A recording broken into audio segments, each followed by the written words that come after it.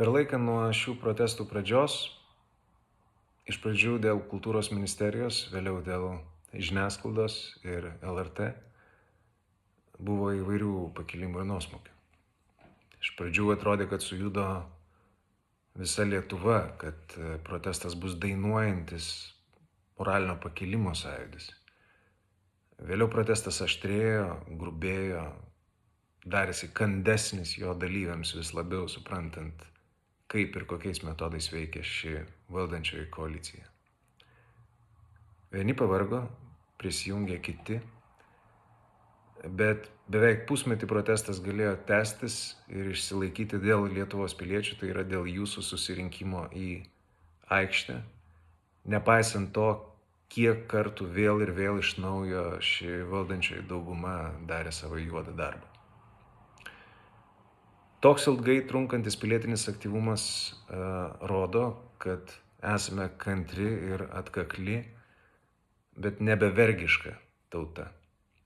Tauta, kurią sunku įbauginti, pažeminti, bet lengva įžeisti, jinai ilgai nepamiršta ir neatleidžia.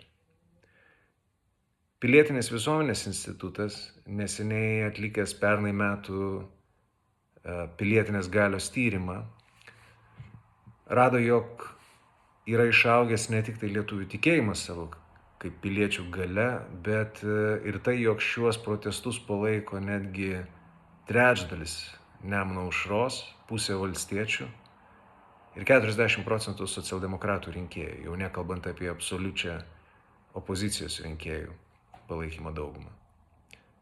Net ir žmonės, kurie rinko dabartinę koaliciją, nesupranta, ką ir kodėl jį daro. Per 15 pastarųjų Lietuvos valstybės metų nėra buvę prasčiau vertinamos vyriausybės, o valdančioji dauguma dar nepasiekė pusės savo 4 metų kadencijos. 4 metai yra gana ilgas laiko tarpas. Žmogaus gyvenime per jį galima sukurti filmą, spektaklį, parašyti knygą, daktaro disertaciją. Per 4 metus naujagimis užaugo į sąmoningą kalbantį žmogų, o tarpukariu per 4 metus buvo pastatyta trečdalis laikinosios Lietuvos sostinės Kauno modernizmo.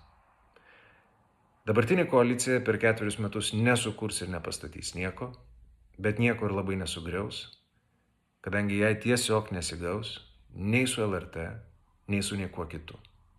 Tai bus vieninteliai šios koalicijos ir joje esančių politinių jėgų metai valdžioje.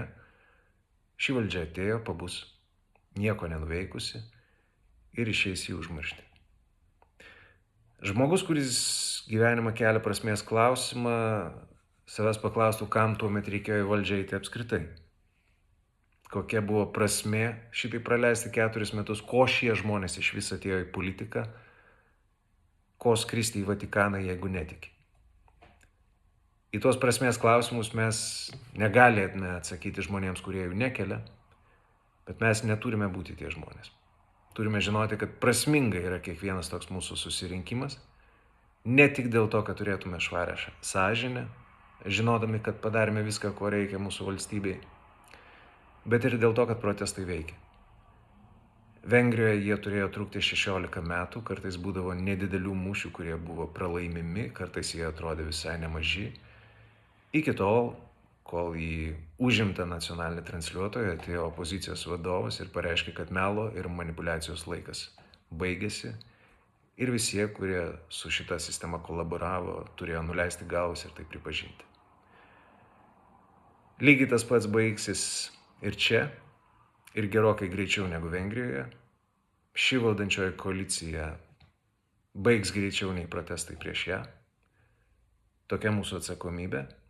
O artėjant rinkimams mes turėsime gausiai priminti Lietuvos rinkėjams, savo giminėms, savo artimiesiems visoje Lietuvoje, ką ši valdžia padarė ir ko nepadarė per 4 metus, kad būtume tikri, jog dar 4 ji nebesugrįžtų.